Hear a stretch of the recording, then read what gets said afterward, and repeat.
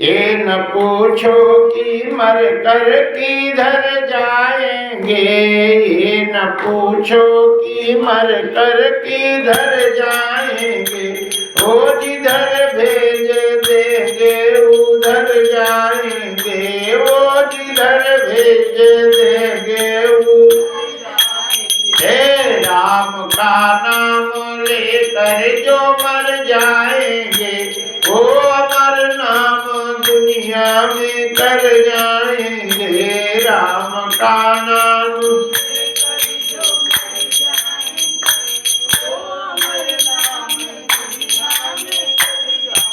ये टूट जाए न माला कहीं प्रेम की, टूट जाए न माला कहीं, शोक जाए न सरिता कहीं नेह की, सूख जाए न सरिता कहीं, ये मतीर तने बिखर जाएंगे, ओ मर नाम दुनिया में कर जाएंगे।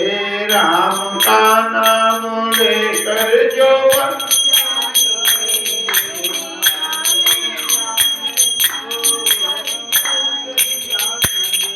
राम का नाम लेकर जो मर जाएंगे, वो अमर नाम दुनिया में कर जाएंगे।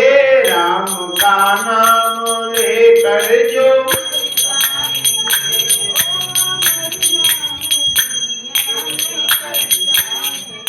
ये न मानो खुशी आपकी, ये न मानो या मानो खुशी, सारे सुख धन की ममता प्रभु नाम की, सारे सुख धन की ममता प्रभु नाम की। हम मुसाफिर हैं कल अपने घर जाएंगे, हम मुसाफिर हैं कल अपने घर जाएंगे, वो अमर नाम दुनिया में कर जाएंगे, वो अमर नाम। ये राम का नाम लेकर जो मर जाएंगे, वो अमर नाम दुनिया में कर जाएंगे।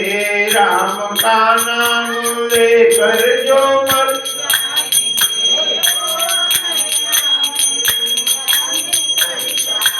ये न पूछो कि मर कर किधर जाएंगे, न पूछो कि मर कर किधर जाएंगे, वो जिधर भेज देंगे उधर जाएंगे, वो जिधर भेज। हे राम का नाम लेकर जो मर जाएंगे, वो अमर नाम दुनिया में कर जाएंगे। राम का नाम लेकर जो मर जाएंगे, वो अमर नाम दुनिया में। बोलिए बाके बिहारी। श्री सुखदेव जी महाराज कहते हैं, मनुष्य मात्र का कर्तव्य है कि भगवान का नाम मुख में आवे। मरते समय प्रभु का ही नाम मुख में आना चाहिए। यदि भगवान का मुख में भगवान का नाम आ गया तो मानव जीवन उसका सफल हो गया। और यदि भगवान का नाम नहीं आया, कहीं लड़का बच्चा बिटिया बहू नाती नतनन घर द्वार इनका कहीं ध्यान आ गया तो समझो कल्याण खत्म है ना। हाँ, अंतगता सुगता। या मरते समय तुम्हारा मन जिसमें जाएगा वही गति मिलती है। भगवान का नाम और भगवान का स्मरण यदि आता है तो उसकी गति अच्छी होती है। मनुष्य मात्र का कर्तव्य है कि भगवान जब भी प्राण निकले, चाहे कुछ काम करे, धंधा कुछ भी करे, अंत में भगवान का नाम आ गया तो उसका जीवन सफल हो गया। और यदि मान लो कि घर द्वार छोड़ करके महात्मा बना रहा और खूब भजन करता रहा, मरते समय कहीं उसके मन में आ गया, हे भगवान मेरी लुगाई होती, बच्चे होते तो कम से कम बुढ़ापे में मरते समय तो कम से कम इस कष्ट में साथ देते, ये समझो कि उसकी दुर्गति हो जाती है और वो उसके पूरी जिंदगी बेकार हो जाती है। और कहीं गृहस्थ में रहा, मरते समय भगवान का स्मरण करता है और कहता है हे प्रभु आपका भजन किए होते तो बहुत अच्छा होता, उसका कल्याण हो जाता है। भक्तमाल की कथा में आता है कि एक बाबा जी का आश्रम था, तो बाबा जी बचपन से भजन करते, बचपन से केवल भगवान का नाम, और एक बार भोजन करते, 24 घंटा में एक बार भोजन करते, प्रभु का चिंतन करते, नाम लेते। लेकिन उन्हीं के आश्रम के बगल में एक वैश्या का आश्रम था। वो रोज नए नए कपड़े पहने और उसके पास नए नए पुरुष रोज जाते, खूब पैसा देते। बाबा जी सोचते कि बताओ भगवान ने शरीर दिया है, भजन करने में लगाना चाहिए, लेकिन इसकी बुद्धि उल्टी ये शरीर का व्यापार कर रही है। भगवान कैसा इसका जो है दिमाग है, ऐसा वो मन में सोचते थे। लेकिन वैश्या नित्य भगवान नित्य महात्मा को देखकर महात्मा का चिंतन करती, धन्य है महात्मा, ये शरीर भगवान के लिए समर्पित किए हैं, इन्हीं का जीवन धन्य है। मैं तो नरक में पड़ी हुई हूँ, ये शरीर का व्यापार करती हूँ। महात्मा जी का चिंतन करते। जब दो ही मरे तो वैश्या तो सीधे भगवान के धाम को जाने लगी और बाबा जी नरक में। बाबा जी ने कहा क्यों रे, मैं जिंदगी भर भजन किया, मुझे नरक में ले जा रहा है। यमराजों ने कहा तुमने भजन जरूर किया, लेकिन चिंतन तुमने इस वैश्या का किया, और वैश्या ने काम जरूर गलत किया, लेकिन चिंतन महात्मा का किया। तो जो चिंतन जिसका जहाँ का होता है, गति वही की मिलती है। ये शरीर से क्या काम करता है ये मायने नहीं रखता है, मन में क्या चिंतन करता है वो मायने रखता है। अंतगता सोगता, अंत में जिसकी गति होती है जैसी, वैसी ही उसकी गति मिलती है। अंतमति सुगति। जय जय श्री सीताराम। इसलिए सुखदेव जी महाराज कहते हैं कि भगवान से सदैव प्रार्थना करना चाहिए कि हे भगवान हमें दुख देना, सुख नहीं देना। सुख कभी नहीं मांगना, न माता से मांगो और न कोई भगवान से मांगो, दुख मांगो, है ना। क्योंकि दुख में भगवान का स्मरण होता है और सुख में भगवान भूल जाते कि नहीं। इसलिए दुख ही मानव की संपत्ति है, फिर दुख से क्यों घबराता है। दुख ही मानव की संपत्ति है, फिर दुख से क्यों घबराता है। फिर दुख से क्यों घबराता है, फिर दुख से क्यों घबराता है। दुखी मानव की संपत्ति है, फिर दुख से क्यों घबराता है। दुखी मानव की संपत्ति है, फिर दुख से क्यों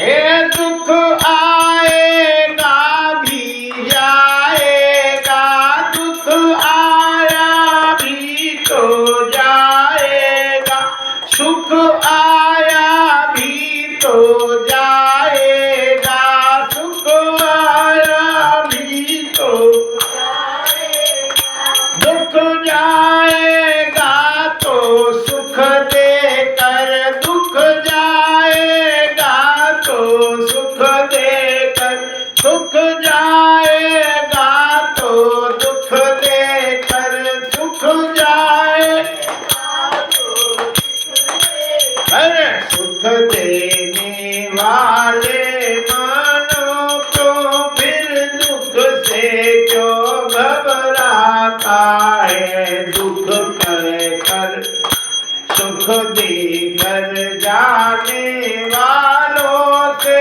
मानव फिर क्यों घबराता है, सुख देकर जाने वालों से मानव फिर क्यों घबराता है, दुखी मानव की संपत्ति है, फिर दुख से क्यों घबराता, सुख में तो व्याज प्रमाद भरे, सुख में तो व्याज प्रमाद भरे, दुख में तो पुरुषार्थ साथ भरे, दुख में पुरुषार्थ समाज भरे, दुख की ज्वाला में पड़कर ही कुंदन से तेल झलकता है, दुखी मानव की संपत्ति है, फिर दुख से क्यों घबराता है, दुखी मानव फिर दुख से क्यों घबराता है। श्री सुखदेव जी महाराज कहते हैं दुख में भगवान का स्मरण आता है और दुख में भगवान का भजन होता है और सुख में प्रमाद होता है, आलस्य होता है, इसलिए दुख में प्रभु का भजन होता है। फिर दुख ही लेना चाहिए कि भजन तो होगी कम से कम, है ना। और सुख में तो आराम है, प्रमाद है, और दुख में भगवान का भजन है। श्री सुखदेव जी महाराज से पूछते हैं राजा परीक्षित कि मरणासन्न व्यक्ति को क्या करना चाहिए। तो मरणासन्न व्यक्ति को घर द्वार छोड़ करके जंगल चले जाना चाहिए। अब तो मरना ही है, फिर क्या करना। मरना भला विदेश का जहां न अपना कोई, वहां का मरना बहुत अच्छा होता है जहां अपना कोई ना हो, जलाने वाला भी कोई ना हो। हम मर गए तो वहां पे भंडारा आराम से हो जाता है, जानवर खा लेते, पक्षी लोग खा लेते, तो भंडारा नहीं करना पड़ता। अब घर में मरोगे तो बांट देंगे तो फिर अलग से तेरवी करनी पड़ती, भंडारा करना पड़ता। इसलिए मरना भला विदेश का जहां न अपना कोई, और हाड़ मास पक्षी चुने सहज भंडारा हुए। सहज में ही भंडारा हो जाता है। जय जय श्री सीताराम। मर गए तो शरीर का क्या होगा। शरीर की तीन तो गति होती, जला देते हैं तो राख बन जाता है, और गाड़ देते हैं, है ना, तो सड़ जाता है। और ये दो ही काम नहीं करे तो जंगल में पड़ा रहता तो जानवर खा लेते। तो उसकी विष्टा बन जाता है। बाकी शरीर की कोई गति नहीं है। इनमें अंत में जो जीव पा लेते हैं तो उसमें उसका अंतिम में भंडारा हो जाता है। जय जय श्री सीताराम। इसलिए सुखदेव जी कहते हैं कि घर द्वार छोड़ करके जंगल में चले जाना चाहिए और प्रभु का स्मरण करना चाहिए और ओम नमो भगवते वासुदेवाय इस मंत्र का जाप करे और मन में प्रभु का स्मरण करता रहे। तो शरीर छूट जाए तो उसका मन भगवान में लगा रहता है और उसकी गति हो जाती है। फिर जो भगवान के शरण में हो जाता है तो भगवान उसकी रक्षा करते, उसको भोजन देते, उसको सब व्यवस्था करते। बस भगवान के शरण में हो जाए कि नहीं करते। भगवान प्रभु तुम ही हो, कैसे बचे तो भगवान सही रास्ते में कर देते। सुखदेव जी कहते हैं कि राम जी कहते हैं, कृष्ण जी कहते हैं, अनन्याश्चिन्तयन्तो मां ये जनाः पर्युपास्ते तेषां नित्यभियुक्तानां योगक्षेमं महाम्यहम्। जो मेरा चिंतन करता है उसका योगक्षेम मैं करता हूँ। योगक्षेम का मतलब क्या है? भोजन है, कपड़ा है, पानी है, उसके शरीर को जो आवश्यकता है वो सब राम जी कहते हैं हम देते, कृष्ण जी कहते हैं हम देते। तब राजा परीक्षित ने सुखदेव जी से एक प्रश्न पूछा। क्या पूछा? प्रभु भगवान के शरण में जीव हो जाता है तो भगवान उसके मन की पूर्ति करते हैं, मन की कामना को पूर्ण कर देते हैं कि नहीं? श्री सुखदेव जी महाराज कहते हैं कि मन की कामना की पूर्ति भगवान नहीं करते।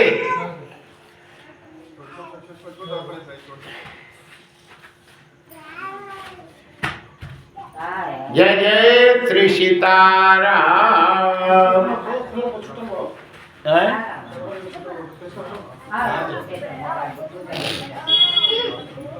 क्या हो गया? बोलिए बाके बिहारी लाल की जय।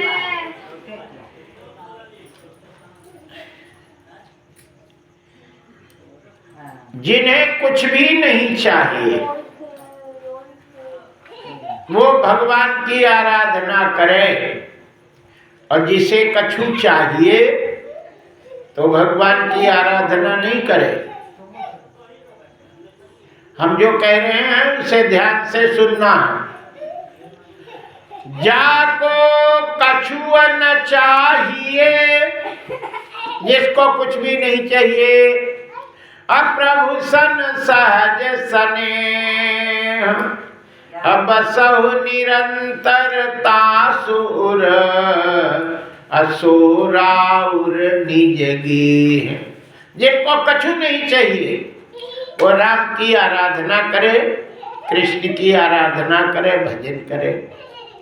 और जिन्हें कछु चाहिए तो जो चीज चाहिए उस देवता की आराधना करे तो मिलेगा। क्योंकि राम जी हैं, कृष्ण हैं, ये सब देवे के लिए नहीं है ना। जो कछु नहीं चाहिए उनके लिए है, और जो कछु चाहिए तो जो चाहिए उसी देवता की आराधना करो सो मिलेगा।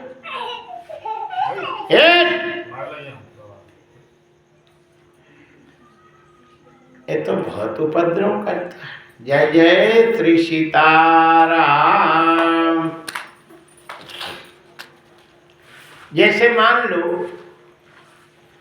कि तुम्हें सोने की कोई चीज बनवानी है, चाहिए, नाक की नथिया चाहिए, हार चाहिए, कान के झुमका मुमका चाहिए, तो सोनी की दुकान में जाओगे। किसके? सोनी की दुकान। तब वहां मिलेगा। और कहीं तुम सब्जी वाले के पहुंच गई और कहे कि नथिया देना, तो कहेगा पागल तो नहीं हो गई, सब्जी मूली हमसे ले लो और नथिया पथिया तो सोनी के पास जाओ, ये मेरे पास नहीं मिलेगा। कि मिलेगा? नहीं मिलेगा।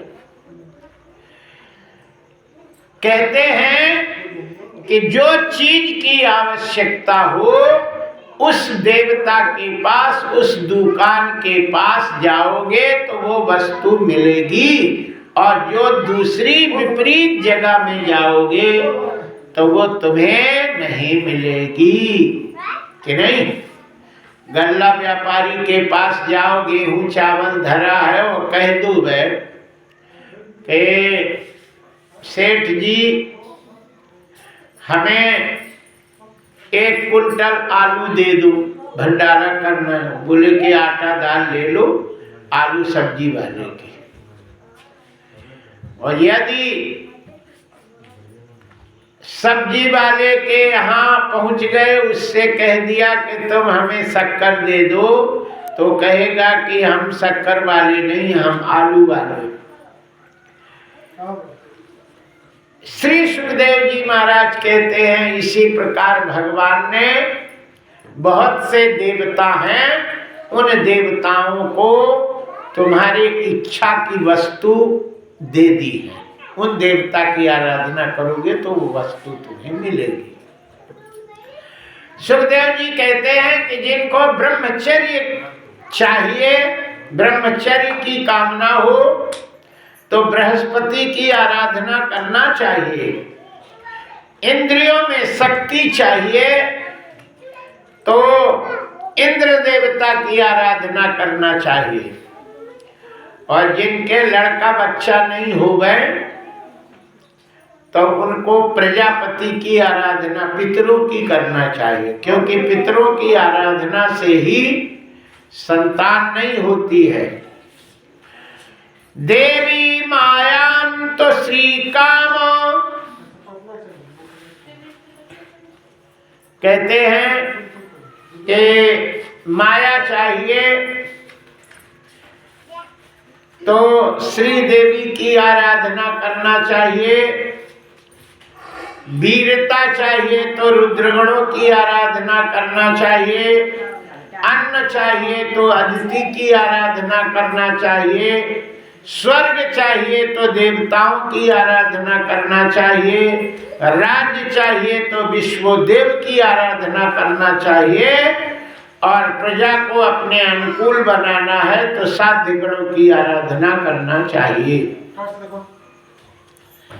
आयु चाहिए तो अश्विनी कुमार की आराधना करना चाहिए, पुष्टि चाहिए तो पृथ्वी की आराधना करना चाहिए, और प्रतिष्ठा चाहिए तो आकाश की आराधना करना चाहिए, सुंदरता चाहिए तो गंधर्वों की, और पत्नी चाहिए तो उर्वशी की आराधना करना चाहिए। जिनकी शादी ना हुए तो उर्वशी की पूजा करे, आराधना करे तो जल्दी शादी हो जाती है अप्सरा की। और सबका मालिक बनना हो तो किसकी आराधना करे? ब्रह्मा जी की आराधना करना चाहिए, तो सबका मालिक बनता है। यश चाहिए तो यज्ञ नारायण की आराधना करना चाहिए, कोष एवं खजाना चाहिए तो प्रजापति कुबेर की आराधना करना चाहिए, और विद्या चाहिए तो किसकी आराधना करनी चाहिए?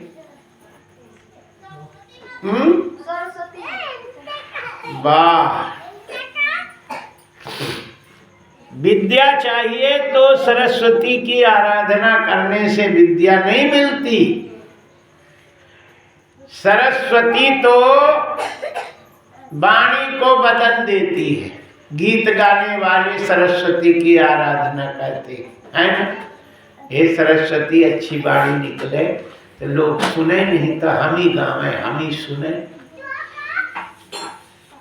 कुंभकर्ण की बुद्धि वाणी को सरस्वती ने प्रेरणा करके उनको निंद्रासन मांग लिया था, और सरस्वती की ही प्रेरणा से मंथरा की बुद्धि वाणी बदल दी गई थी और कैकेयी की वाणी बदल दी गई थी। तो वाणी की सिद्धि करने के लिए सरस्वती की आराधना करना चाहिए, लेकिन विद्या करने के लिए विद्या चाहिए तो भोलेनाथ की आराधना करना चाहिए, है ना। विद्या देने वाले को है भोलेनाथ। विद्या कामास्तु गिरिशम दंपत्यार्थ उमा सती। पति पत्नी में झगड़ा हो रहा हो, अब बने नहीं, तो किसकी आराधना करे? दुर्गा की आराधना करना चाहिए। पार्वती की आराधना करने से पति पत्नी में बढ़िया प्रेम रहता है। विद्या कामास्तु गिरिशम दंपत्यार्थ उमा सती। पति पत्नी में प्रेम बना रहे तो पार्वती की आराधना करना चाहिए। श्री सुखदेव जी महाराज से परीक्षित पूछते हैं कि जिन लड़कियों को सुंदर घर और सुंदर वर चाहिए तो किसकी आराधना करें? अच्छा वर मिले, वो अच्छा घर मिले। तो सुखदेव जी कहते हैं कि जिन्हें अच्छा घर और अच्छा वर चाहिए तो उन्हें 3 की आराधना करना चाहिए। गणेश जी की, वो शंकर की और पार्वती की। ये तीनों की पूजा करने से अच्छा घर और अच्छा वर, अच्छा परिवार मिलता है। जय जय श्री सीताराम। अच्छा, हम आप लोगों से एक बात पूछते हैं कि जनक के यहाँ रखा हुआ जो धनुष था वो किसने तोड़ा था? देखो, बच्चों को मालूम है, राम जी ने तोड़ा था, है ना। ये देखे होंगे कि राम जी तोड़े हैं, हम देखे। राम जी ने धनुष तोड़ा, ये किसने देखा? किसी ने देखा? नहीं देखा। अच्छा, राम जी कभी झूठ बोलते हैं? रामादभिर्न भाषति। राम कभी झूठ नहीं बोलते। जब परशुराम जी आए, राम से कहते हैं क्यों तूने धनुष तोड़ा? तो राम जी ने कहा मैंने नहीं तोड़ा, मैं सत्य कहता हूं, मैं कभी झूठ नहीं बोलता। धनुष हम छुए जरूर थे, छुअते टूट पिनाक पुराना, मैं के ही तो करे अभिमाना। लक्ष्मण से पूछे तेरे भाई ने धनुष तोड़ा? लक्ष्मण ने कहा नहीं। अरे छुअत टूट रघुपति न दोषु। राम जी का दोष नहीं, वो तो छुए थे और टूट गया। अच्छा, राजा लोगों से पूछे परशुराम, तुमने देखा धनुष तोड़ा राम ने? बोले हमने नहीं देखा। अरे लेत चढ़ावत खैचत गाढ़े, और लखा न कोई रहा सब ठाढ़े। ते छन राम मध्य धनु तोरा, अभरी भुवन धुनि घोर कठोरा। राम जी ने छुआ। ये राम जी कह रहे, लक्ष्मण कह रहे और सारे राजा लोग कह रहे कि हमने छूते देखा, न लेते देखा, न उठाते देखा, न खींचते देखा। हम लोग खड़े के खड़े थे और सड़ा नहीं था, पुराना नहीं था। बहुत जोर की आवाज हुई जब टूटा। भरे भुवन धुनि घोर कठोरा। बहुत उस आवाज को सुन करके परशुराम जी घबरा के आए थे। शिव धन भंगा आयो रघुकुल कमल पतंगा। श्री परशुराम जी धनुष के टूटने की आवाज को सुनकर आए थे। राम कहते हैं मैंने नहीं तोड़ा, मैं छुई थी। फिर धनुष किसने तोड़ा मालूम है? जब श्री सीता जी ने राम जी को पुष्प वाटिका में देखी तो राम जी क्या कर रहे थे? राम जी फूल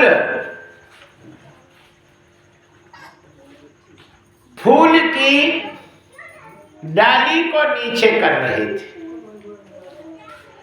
और उस फूल की डाली को नीचे करने से उनके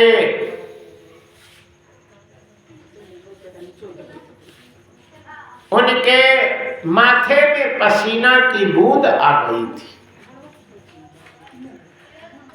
सीता जी समझ गई कि ये इतने सुकुमार हैं कि अगहन का महीना है, सवेरे का समय है और डाली को नीचे कर रहे हैं, इनको पसीना आ गया तो ये धनुष इनके बाप नहीं तोड़ सकती, इतना वजनदार है। और इसको जब इतने मोटे मोटे राजा लोग हिला नहीं पाए तो ये इतने कमजोर है ना।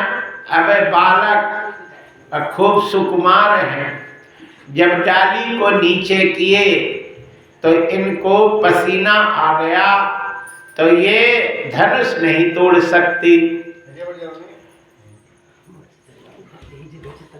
और यदि धनुष इतना वजनदार है और ये धनुष नहीं तोड़ पाएंगे तो मेरी शादी इनसे होगी नहीं। इसलिए श्री सीता जी ने आज गणेश जी से प्रार्थना करती है कि गणनायक वरदायक देवा आज लगे हो कीने हो तू सेवा। हे गणेश जी, आज तक मैंने तुम्हारी सेवा करी और सेवा के बदले में मैंने तुमसे कुछ मांगा नहीं, लेकिन आज गणेश जी आप जब राम जी धनुष को छुए तो धनुष तुम तोड़ना और तुम तोड़ दोगे तो राम का नाम लग जाएगा और मेरी उनसे भावना पड़ जाएगी। यही उपाय है, बाकी इनके मत्थे धनुष टूटेगा नहीं। तो तोरहि राम गणेश गोसाई, रामचरितमानस में है कि तोरहि राम गणेश गोसाई। राम धनुष तोड़ने के लिए जब गए तो राम जी ने केवल छुआ था और गणेश जी ने तेई छन राम माध धनु तोरा भरे भुवन धुनि घोर कठोरा। गणेश जी ने कहा मेरी ये भक्त है, बहुत लड्डू खिलाई, अब कम से कम यही मौका में इसका काम कर देना चाहिए। राम जी ने छुए और गणेश जी ने धनुष तोड़ दिया। जय जय श्री सीताराम। इसलिए श्रीमद् भागवत महापुराण की कथा में इससे स्पष्ट होता है कि जिस भी देवता की तुम आराधना करोगे, पूजा करोगे, वो देवता तुम्हें एक वक्त पे तुम्हारा काम बनाएंगे, है ना। और वो काम बनाएंगे जो तुम्हें भी पता नहीं है कि कैसे बन गया, वो देवता बनाते। क्योंकि सदैव कोई भी देव है, उसकी आराधना करोगे तो वो उधार नहीं रखता। तुम उसकी पूजा करोगे, वो तो अपना काम करेगा, तुम्हारा काम बनाएगा। इसलिए सदैव देवताओं की खूब पूजा आराधना करते रहना चाहिए। और जिंदगी बहुत बड़ी है, कभी संकट आ जाए, उस संकट में वो देवता तुम्हारा काम कर देते हैं और सहयोग कर देते हैं। द्रौपदी को इतना बड़ा संकट हुआ कि भर बाजार में, समाज में, बिल्कुल सभा में उनको निर्वस्त्र करने के लिए दुशासन ने साड़ी पकड़ के खींच रहा था। और पांचों पांडव बैठे हुए थे और द्रौपदी ने पांचों को गुहार लगाई कि तुम्हारी पत्नी है, मेरी रक्षा करना तुम्हारा काम है, मेरे इज्जत शील की रक्षा करो। लेकिन पांचों पति बैठे, मौन कौन गति होई, ले राम नदन का नाम द्रौपदी रोई। दुशासन वंश कठोर महादुखदाई, कर पकड़त मेरी चीर लाज नहीं आई। अब भयो धर्म का नाश, पाप रहो छाई, ले राम नदन का नाम द्रौपदी रोई। कहते हैं कि द्रौपदी की यदि साड़ी बढ़ गई तो उसका मूल कारण था द्रौपदी की दया। कहते हैं कि जो कुछ व्यक्ति देता है उसको जरूर मिलता है, जो दान देता है, जो कोई वस्तु का दान करता है, वो उसे अवश्य मिलता है। एक समय की बात है, हर की पेड़ी हरिद्वार में पांचों पांडव शंकर जी की आराधना करने के लिए, शिवार्चन करने के लिए गए हुए थे। उस शिवार्चन में द्रौपदी भी थी, क्योंकि धर्म पत्नी है, कोई पूजा पाठ में पत्नी अवश्य होना चाहिए। द्रौपदी में कितनी दया है, इसकी कथा भागवत में आती है।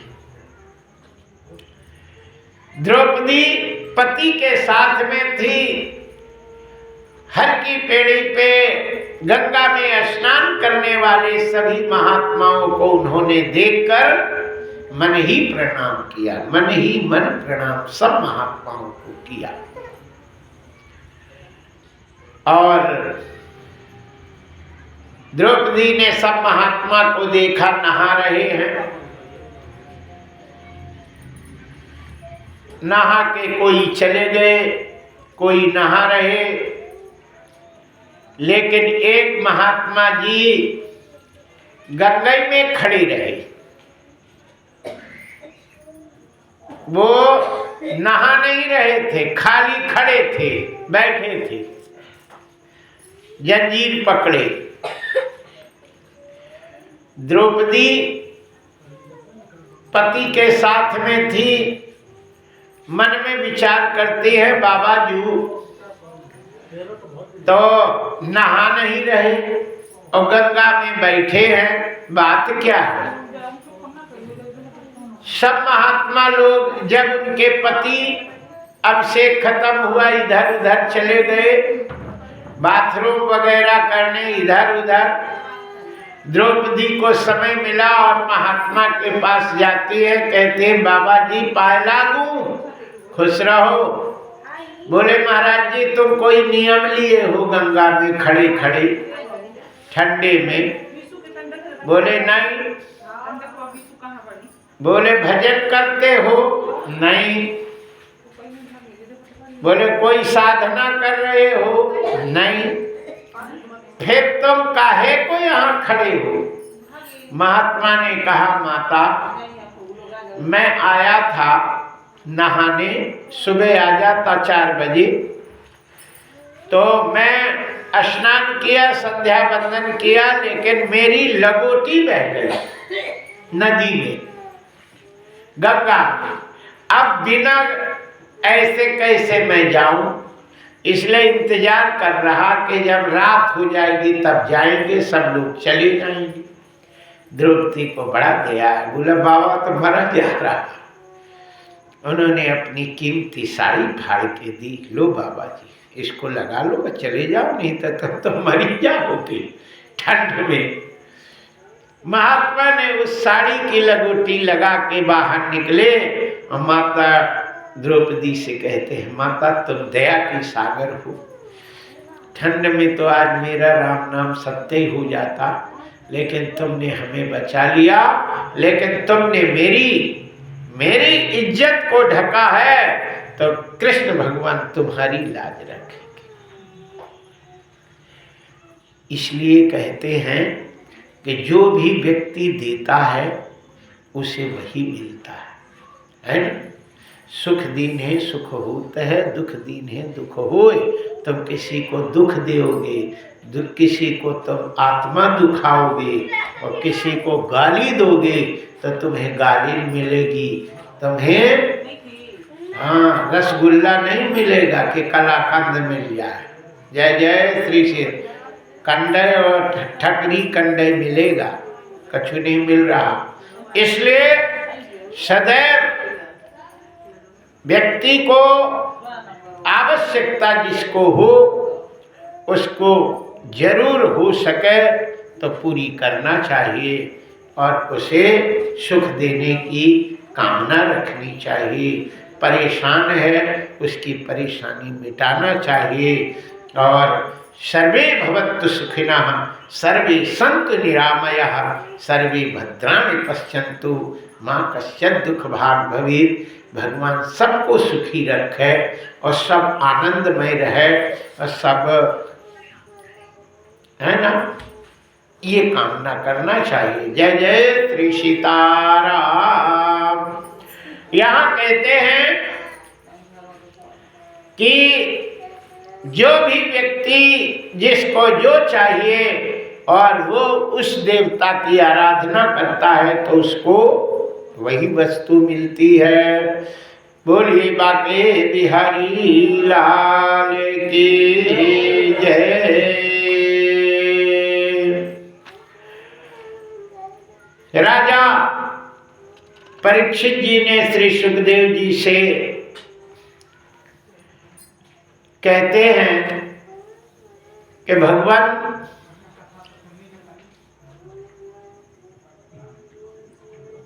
ये बताइए कि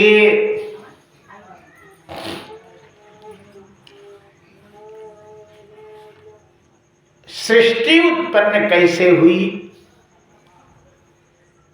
श्री सुखदेव जी महाराज कहते हैं कि पार ब्रह्म परमात्मा एको हम बहुश्यामी, एक से जब अनेक होने की इच्छा हुई तो अपने प्राप्त अंदर प्राप्त शक्ति से उस भगवान ने शक्ति का आवाहन किया और आवाहन शक्ति में क्षोभ उत्पन्न करके उस ब्रह्म ने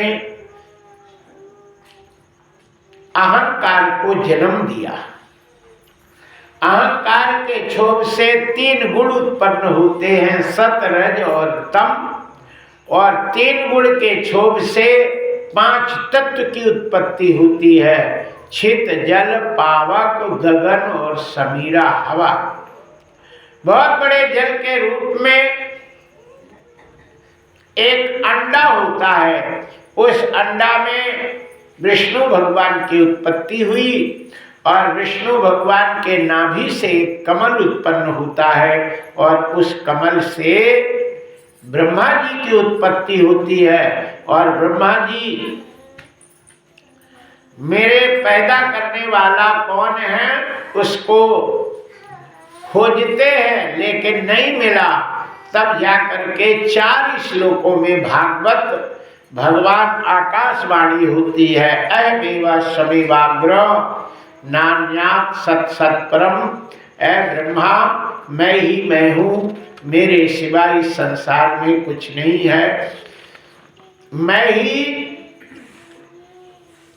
जो दिखाई देता है ये मैं ही हूँ। पंचाहम तदेवेन वो विशेषेश सौम्यम ऋतेर्थ यत् प्रतीयेत न प्रतीयेत चात्मनि तद्वादात्मनो मायां यथा भासो यथा तमा तथा महन्ति भूतानि भूतेष्यागुष्तेष्वसि प्रविष्टान्न प्रविष्टानि यथा तेषु तेषु। मैं ही मैं हूँ, मेरे सिवा कुछ नहीं है।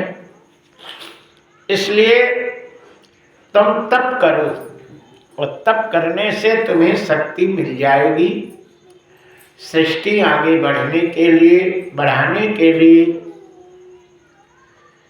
ब्रह्मा जी तप करते हैं, तप करने के बाद उनको शक्ति प्राप्त हुई और उन्होंने सबसे पहले एक लड़का पैदा करते हैं। और वो एक नहीं थे, वो 4 थे, सनक सनातन सनंदन सनत कुमार। लेकिन थे 4, लेकिन हैं वो एक ही बुद्धि थी, एक ही ज्ञान था, एक ही विवेक था, एक ही सूरत थी, एक ही उनकी सब एक ही था, लेकिन थे 4। कोई नहीं पहचान पाता था कि कौन सनक है, कौन सनातन है, कौन सनंदन है, कौन सनत कुमार है। ब्रह्मा जी ने कहा यदि ऐसे सब लड़के हो गए तो जब हम नहीं पहचान पा रहे तो को पहचानेगा। और कोई है ना, हाँ, कोई नहीं पहचानेगा कि ये मेरा मुड़ा है कि किसका मुड़ा है ना। मेरी घरवाली है कि दूसरे की घरवाली है, मेरा पति है कि दूसरे का है, किसी को नहीं, एक जैसे हो जाएंगे को जानेगा। इसलिए ब्रह्मा जी ने संविधान संशोधन किया। पाग भागवाणी प्रकृति असुरत बुद्धि विवेक अदसकत लिखत नैक से देखे पुरुष अनेक। भगवान ने ये अंगूठा में लकीर भी बदल दी। आधार कार्ड हो गया तब अंगूठा लगाओ, सब तुम्हारे फोटो आएगी, दूसरे की नहीं आएगी। ऐसी व्यवस्था बना दी। कहते हैं कि लड़का को चाहे जितना पकड़ के और लिखाओ, लेकिन उसके लिखावट में भिन्नता हो जाती है, अलग अलग होता है। जय जय श्री सीताराम।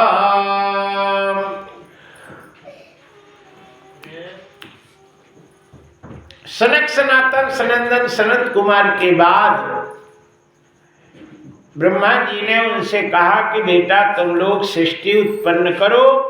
लेकिन वो भजन करने लगे। ब्रह्मा को गुस्सा आ गया और क्रोध से एक लड़का हुआ।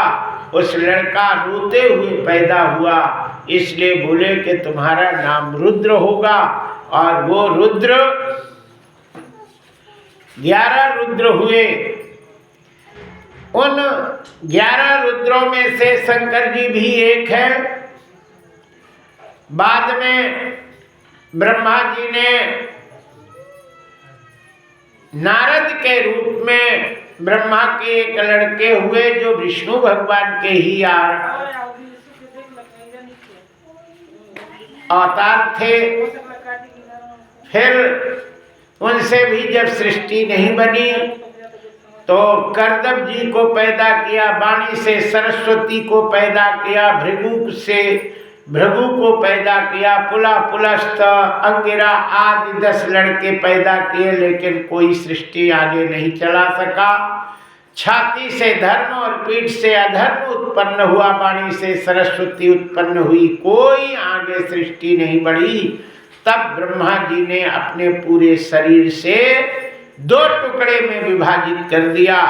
एक टुकड़े से एक लड़की और एक टुकड़े से एक लड़का पैदा किए। लड़के का नाम स्वयंभू मनु और लड़की का नाम शतरूपा रखा गया और उन दोनों का विवाह कर दिया गया। और इससे अब स्त्री और पुरुष के संयोग से संतान उत्पन्न होने लगी। पहले ऐसे मन से हो जाती थी, लेकिन मन से उत्पन्न करने वाला कोई जब नहीं रहा ब्रह्मा के अलावा, तब उन्होंने लड़की और लड़का उत्पन्न किए और उनका विवाह किया गया। उससे आगे संतान होने लगी। स्वयंभू मनु शतरूपा का विवाह किए और उन्हीं से पूरा संसार भरा हुआ है, जिसे सनातन धर्म कहते हैं। ये जो भी जितने धर्म निकले हैं वो सब सनातन धर्म से ही हैं। इनके अलावा कोई ब्रह्मा से आगे सृष्टि उत्पन्न करने वाला कोई नहीं था। स्वयंभू मनु से ही ये सृष्टि उत्पन्न है और पूरा संसार इन्हीं में भरा हुआ है। अब स्वयंभू मनु ने सनातन धर्म की रचना करी और उनके नियम बनाए। जो लड़कों में उपद्रवी हुए, उल्टे चले, धर्म के विपरीत चले, तो वो सब राक्षस हो गए और जो मानने वाले वो सब देवता हो गए। आजकल तो देवता तो सीता ही राम है ना। अच्छे अच्छे आदमी उल्टे काम करते हैं ना। हर मनुष्यों को कम से कम ये सोचना चाहिए कि हम दानव हैं कि देवता हैं। यदि देव है तो देवताओं की भोजन करना चाहिए और दानव है तो दानव की करना चाहिए, है ना। तो ये बने देवता है और दानव का पाते, दानव का काम करते कि नहीं। दारू पी रहे अच्छे और कहते नहीं वो परंपरा है ना। चाय पी रहे सब घरन में, कहते नहीं ये तो अच्छी चीज है, धर्म है ना। सुबह से ही जय जय सीताराम, सुबह हुई नहीं ऐसा कोई घर हमको नहीं मिला कि चाय न बने, है ना। पहले चाय से शुरू करते हैं और बैठे बैठे आँख में नींद भरी है, जब तक चाय नहीं पीते तो नींद नहीं जाती कि नहीं।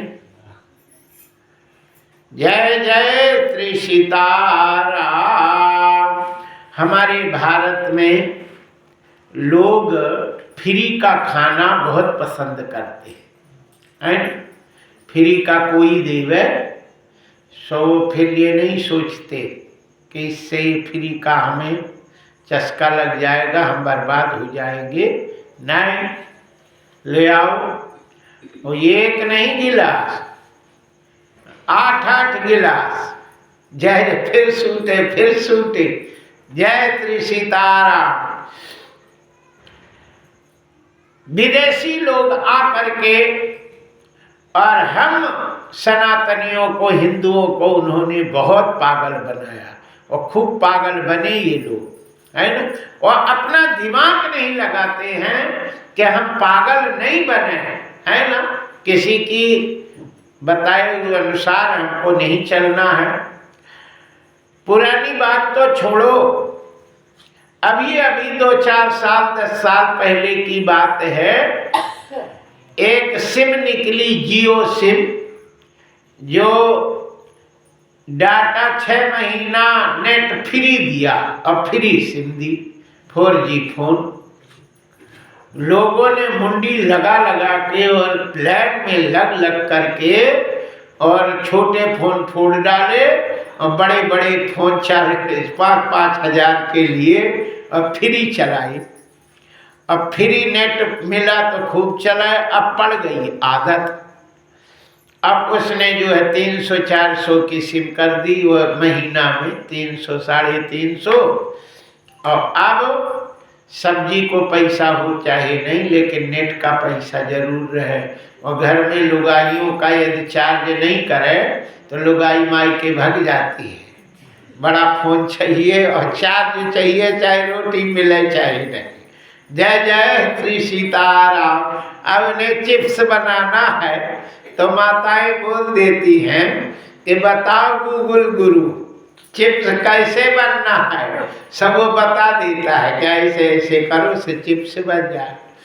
और कपड़ा सीना हो तो बता देते कि इसको सीने में कैसे करना, सो बता देता कि नहीं। अब वो आदत पड़ गई। अब आदत पड़ गई तो अब उसके बिना काम ही नहीं चल रहा कि नहीं। फ्री के खाने की, फ्री के काम आदत से कितने बिगड़ गए।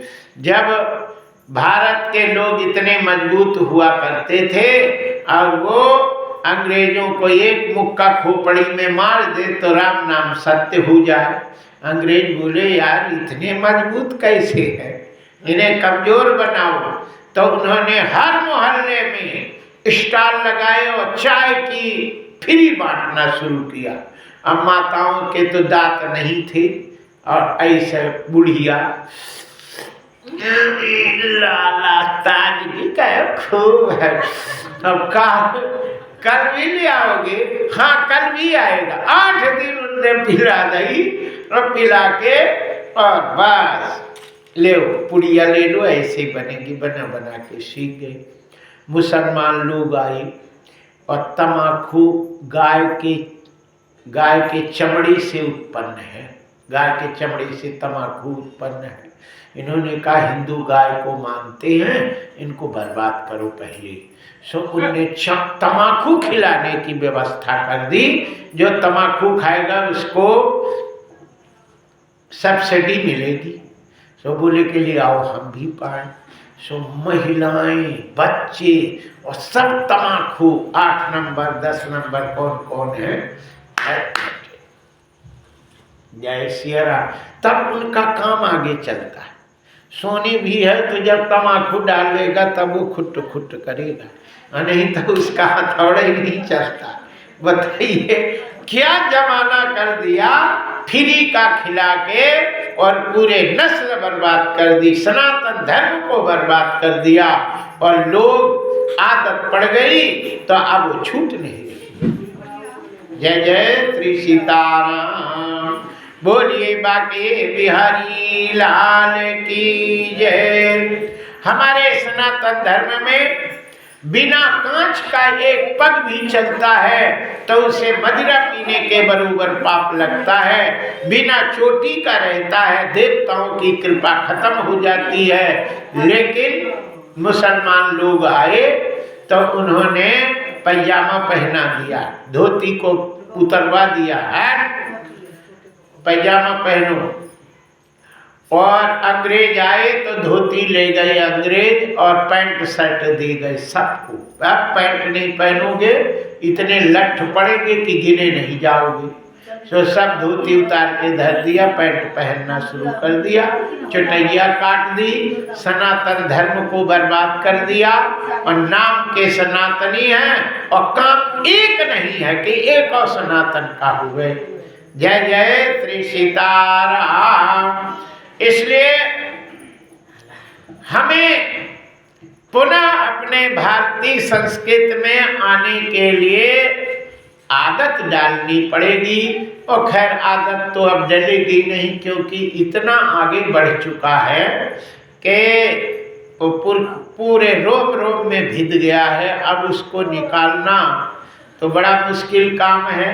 हम जैसे महात्मा यदि पहुंच जाए तो कहते हैं भगाओ बाबा को, ये पता नहीं क्या कहता है, ये को करेगा, कोई नहीं करेगा। और फिर कैसे कहते हैं कि कलयुग आ गया है, कलयुग नहीं आया है।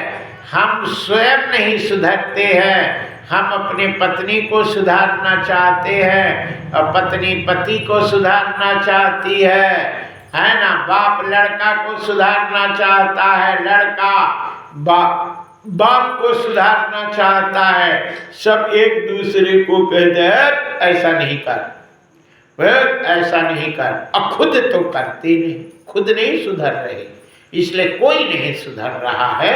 सब दूसरे को सुधारना चाह रहे, खुद नहीं सुधरना चाहते, इसलिए सब सीताराम।